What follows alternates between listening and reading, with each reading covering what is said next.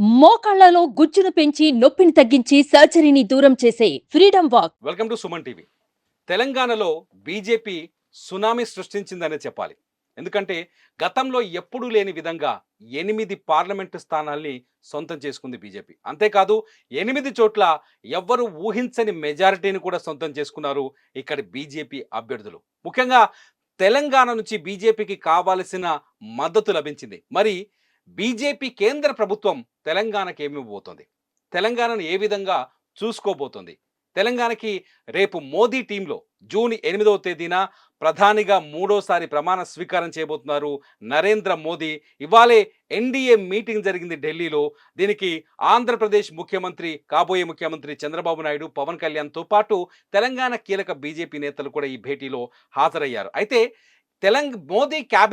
మోదీ క్యాబినెట్లో ఎవరికి స్థానం దక్కబోతుంది అన్నది ఇప్పుడు ఆసక్తికరంగా మారుతుంది. విజువల్స్ చూస్తున్న స్క్రీన్ పైన ఎన్డీఏ మీటింగ్ విజువల్స్. మోదీ క్యాబినెట్లో ఎవరికి స్థానం దక్కబోతుంది అనే అంశాన్ని ఇవాళ చాలా కీలకంగా మారుతుందో చూద్దాం.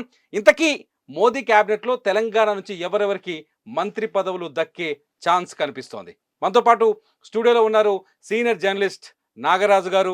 నమస్కారం నాగరాజు గారు. నమస్తే తిరుమల రెడ్డి గారు. నాగరాజు గారు, తెలంగాణ దుమ్ము దుమారం అయిపోయింది ఒక రకంగా చెప్పాలంటే. కాంగ్రెస్ కారుబాయే బేజారు వచ్చే అట్లుంది పరిస్థితి. కేవలం చెయ్యి పువ్వు మాత్రమే మిగిలింది. కానీ గతంతో పోలిస్తే బీజేపీ మొదటి నుంచి బండి సంజయ్ అధ్యక్షుడిగా ఉన్నప్పుడు కావచ్చు, తర్వాత కిషన్ రెడ్డి వచ్చినప్పుడు కావచ్చు, మేమే ప్రత్యామ్నాయం అన్నప్పుడు అసెంబ్లీ ఎన్నికల్లో పెద్దగా కనిపించలేదు బీజేపీ.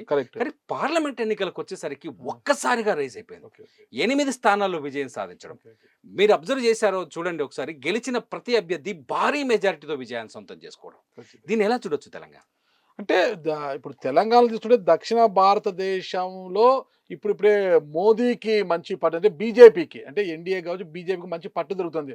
ముఖ్యంగా మనకు కర్ణాటకలో కావచ్చు, తెలంగాణలో కావచ్చు, ముందు నుంచి కూడా అంతో ఇంత పట్టు సాధించి ఉంది మనకు బీజేపీ. తర్వాత ఇప్పుడు దక్షిణ భారతదేశంలో ఏపీలో కూడా, అంటే విభజిత ఆంధ్రప్రదేశ్ ఏపీలో కూడా తన పట్టు బిగిస్తుంది అనమాట. అంటే గతంలో తీసుకుంటే బండి సంజయ్ రాష్ట్ర అధ్యక్ష బాధ్యతలు చేపట్టిన తర్వాత బండి సంజయ్కున్న చరిష్మా కావచ్చు, తన వాగ్దాటితో కావచ్చు, ఇక్కడ తెలంగాణ యాసలో మాట్లాడుతూ తెలంగాణ ప్రజల్ని మెప్పించే ప్రయత్నం చేశారు.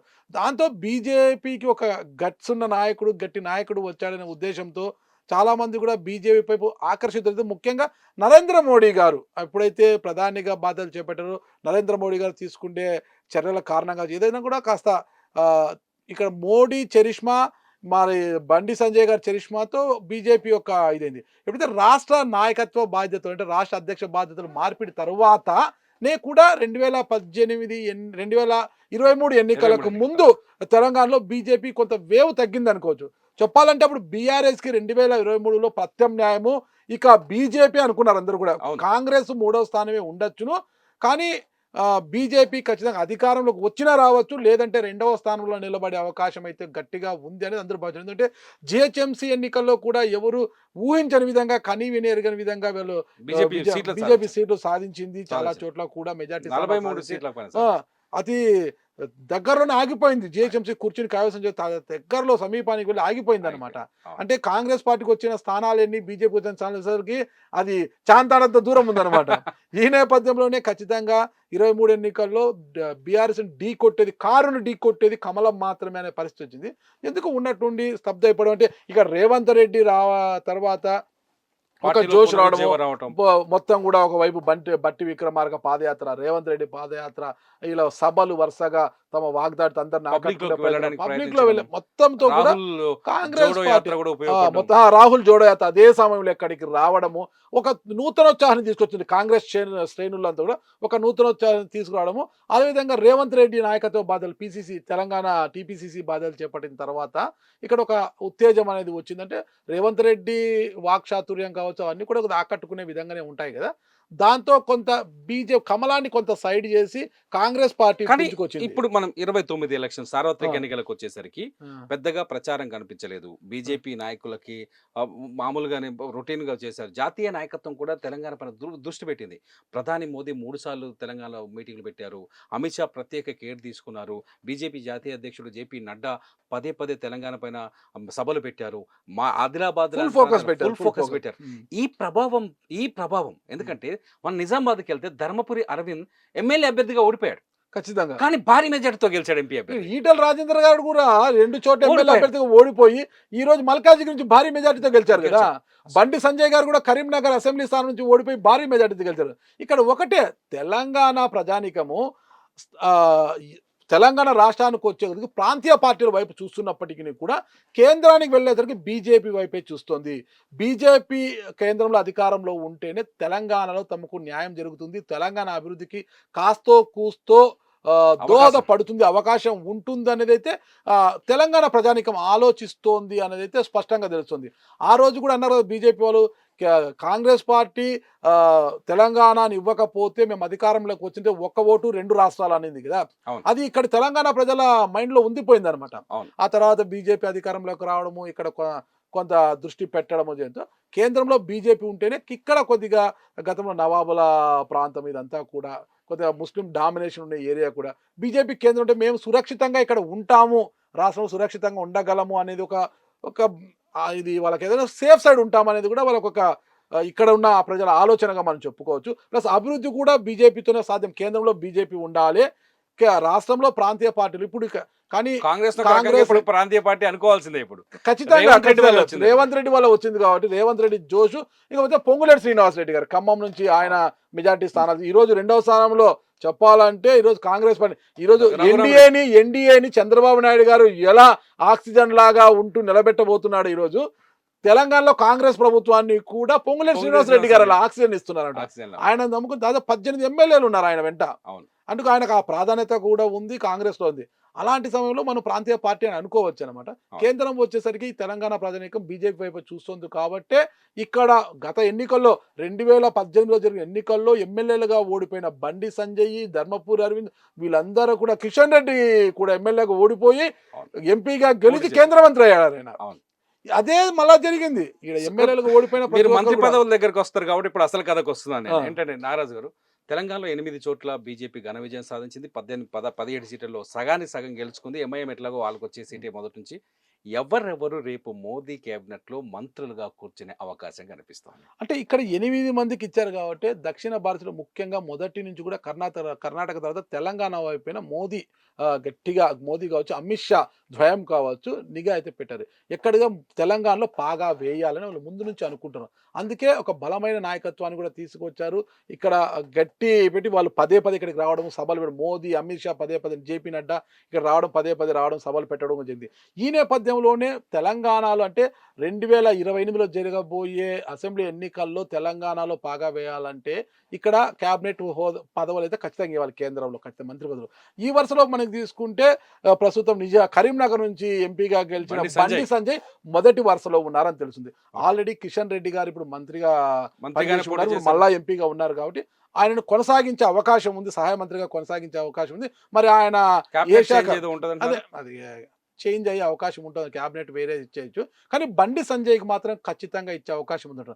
అయితే ఇదే నేపథ్యంలో ధర్మపురి అరవింద్ కూడా కేంద్ర మంత్రి పదవిని ఆశిస్తున్న ఆయన కూడా రేస్లో ఉన్నారు. అయితే ధర్మపురి అరవింద్కు కూడా ఏదో కేంద్ర స్థాయిలో ఒక సముచితమైన స్థానమే కల్పించేటట్లు ఉంది. ఇకపోతే ఈటల రాజేందర్ గారు పార్టీలోకి వచ్చినప్పటి నుంచి కాస్త అసంతృప్తిగా ఉన్నారు. ఆయనకు అధ్యక్ష పదవి ఇవ్వలేదనో ఇంకోటో చాలా అసంతృప్తిగా ఉన్నారు. ఒకనొక సందర్భంలో ఈటల రాజేందర్ గారు ఓటమి తర్వాత అంటే 2 సార్ల ఎమ్మెల్యే ఓడిపోతే కాంగ్రెస్ పార్టీలోకి వెళ్ళిపోతారు అనే విమర్శలు కూడా వచ్చాయనమాట. వార్తల్లో ప్రచారం కూడా జరిగిందనమాట. కానీ ఆయన ఇక్కడే నిలబడ్డారు, బీజేపీని నమ్ముకొని ఇక్కడే ఉన్నారు, ఎంపీగా గెలిచారు. కాబట్టి ఈటల రాజేంద్ర గారు బీసీ సామాజిక చెందిన నాయకుడు కావచ్చు, బీసీ ఓట్ ఫ్యాక్టర్ ఎక్కువ ఉంది కాబట్టి తెలంగాణలో ఈటల రాజేంద్రకు రాష్ట్ర అధ్యక్ష బాధ్యతలు ఇప్పుడు ఏదైతే కిషన్ రెడ్డి చేతుల్లో ఉందో రాష్ట్ర అధ్యక్ష బాధ్యతలు ఆయనను తప్పించి ఈటల రాజేంద్ర గారికి రాష్ట్ర అధ్యక్ష బాధ్యత ఆయనను సంతృప్తిపరిచి ఇక కిషన్ రెడ్డి గారికి యథావిధంగా మరొకసారి క్యాబినెట్ సహాయ పదవి చేసి బండి సంజయ్ని కొత్తగా క్యాబినెట్లోకి తీసుకోబోతున్నారు. ఖచ్చితంగా బండి సంజయ్కి అయితే కేంద్ర క్యాబినెట్లో ఖచ్చితంగా అవకాశం ఉంటుందనేది మనకు తెలుస్తుంది అనమాట. డీకే అరుణ మహబూబ్ నగర్ నుంచి డీకే అరుణ కాంగ్రెస్ పార్టీలో సుదీర్ఘంగా మంత్రిగా పనిచేశారు గతంలో.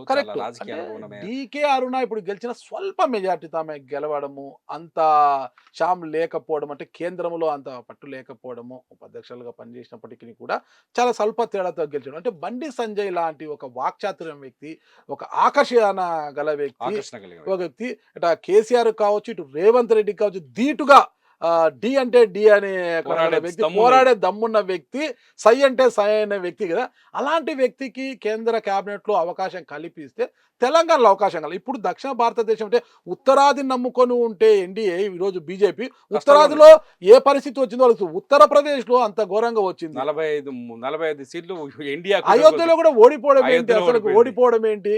అయోధ్య రామ మందిరాన్ని నిర్మించిన పార్టీకి అక్కడ ఓడిపోవడం ఏంటి? అసలు ఉత్తరప్రదేశ్ లో అంత తక్కువ స్థానాలు అసలుకి ఇది చాలా ఆశ్చర్యకరం కదా. అలాంటప్పుడు ఇప్పుడిప్పుడే దక్షిణాదిలో, తెలంగాణలో, ఏపీలో, కర్ణాటకలో ఇప్పుడిప్పుడే ఊపిరి పోసుకుంటుంది. దీన్ని నిలబెట్టుకోవాలి. అంటే నిలబెట్టుకోవాలంటే బలమైన నాయకుడిని మొదటిసారి కేంద్రంలోకి తీసుకోవాలి. కేరళలో పోని సురేష్ గోపి ఒక ఎంపీ కూడా వచ్చేసింది అక్కడ. కేరళలో అసలు వీళ్ళ అడ్రస్ కూడా ఉండదు. ఈసారి అడ్రస్ కనిపించింది అనమాట. ఇలా అంటే ఇలా పాతుకుపోవాలనుంది. కాబట్టి తెలంగాణలో భవిష్యత్తులో ముందుకు పోవాలి, అసెంబ్లీలో కూడా బాగా వేయాలి అనుకుంటే రాష్ట్రం డబుల్ ఇంజన్ సర్కార్ అంటుంటాడు ఎప్పుడు కూడా నరేంద్ర మోడీ గారు. ఈ డబుల్ ఇంజన్ సర్కార్ తీసుకురావాలి అటు ఢిల్లీలో ఇటు తెలంగాణలో. అంటే మాత్రం ఖచ్చితంగా బండి సంజయ్ లాంటి ఒక గట్స్ ఉన్న వ్యక్తికి పదవి ఇస్తేనే బాగుంటుంది. గతంలో ఒక బండి సంజయ్ ఆశించారు, కానీ ఆ సమీకరణ అధ్యక్షుడిగా చాలా పవర్ఫుల్ గా బండి సంజయ్ నాయకత్వంలోనే తెలంగాణలో బీజేపీ కమల వికాసం అనేది ఒకటి జరిగింది అనమాట. అంటే బీఆర్ఎస్ ని డి అంటే ఢీ కొట్టు ఒక బీఆర్ఎస్ తలదన్నే పరిస్థితికి వచ్చింది. ఆయన మార్పిడి తర్వాతనే కాస్త ఊపు తగ్గిందని అంటున్నాము. కానీ అలాంటి నాయకుని ఖచ్చితంగా క్యాబినెట్లోకి తీసుకుంటారని స్పష్టంగా ఉంది. కానీ ధర్మపురి అరవింద్ అసంతృప్తికి గురయ్యే అవకాశం ఉంటుంది. కాబట్టి ఆయన కూడా సంజయ్తో పాటు ఒకే సామాజిక చెందిన ఇద్దరు మున్నూరు కాపులే, ఇద్దరు రెండోసారి ఎంపీలే. కానీ ధర్మపురి అందరూ సాటిస్ఫై చేయడానికి ఏదో ఒక పదవి ఇవ్వనున్నారు అనేది అయితే మనకు సమాచారం ఉంది. మొత్తానికి తెలంగాణ నుంచి మాత్రం ఈసారి కేంద్ర కేబినెట్ లో కీలకమైన పదవులు వచ్చే అవకాశం కనిపిస్తుంది 100%. ఎందుకంటే ఇప్పుడు ఏపీలో మంత్రి పదవులు, ఏపీలో బలోపేతం 8 మంది ఎమ్మెల్యేలు ఉన్నారు, 3 ఎంపీలు ఉన్నారు. ఇప్పుడు తెలంగాణలో కూడా 8 మంది ఎమ్మెల్యేలు, 8 మంది ఎంపీలు, ఎమ్మెల్యేలు కూడా ఉన్నారు. ఇక్కడ పదవులు ఇస్తేనే, పదవుల పందారం జరిగితేనే 2028 అసెంబ్లీ ఎన్నికల నాటికి బీజేపీ ఇక్కడ పాగా వేయడానికి అవకాశం ఉంటుంది. ఓకే, థ్యాంక్ యూ నాగరాజు గారు. ఇది మొత్తానికి తెలంగాణలో వచ్చిన 8 సీట్లు తెలంగాణకి ఈసారి వరంగా మారుతాయనిపిస్తోంది. తెలంగాణ నుంచి బండి సంజయ్కి వచ్చే క్యాబినెట్లో మోదీ టీంలో కీలకమైన స్థానం దక్కే అవకాశం కనిపిస్తుంది. అట్లాగే కిషన్ రెడ్డి ఇప్పటికే కేంద్ర మంత్రిగా ఉన్నారు, ఆయన కొనసాగే అవకాశం కనిపిస్తుంది. కొత్తగా ధర్మపురి అరవింద్కి పదవి వస్తుందా లేదా అన్నది మాత్రం ఆసక్తిగా ఉంది. చూస్తూనే ఉండండి అప్డేట్స్ కోసం సుమన్ టీవీ. సుమన్ టీవీలో మీ పర్సనల్ అండ్ బిజినెస్ ప్రమోషన్స్ కోసం కింది నెంబర్కి కాంటాక్ట్ చేయండి.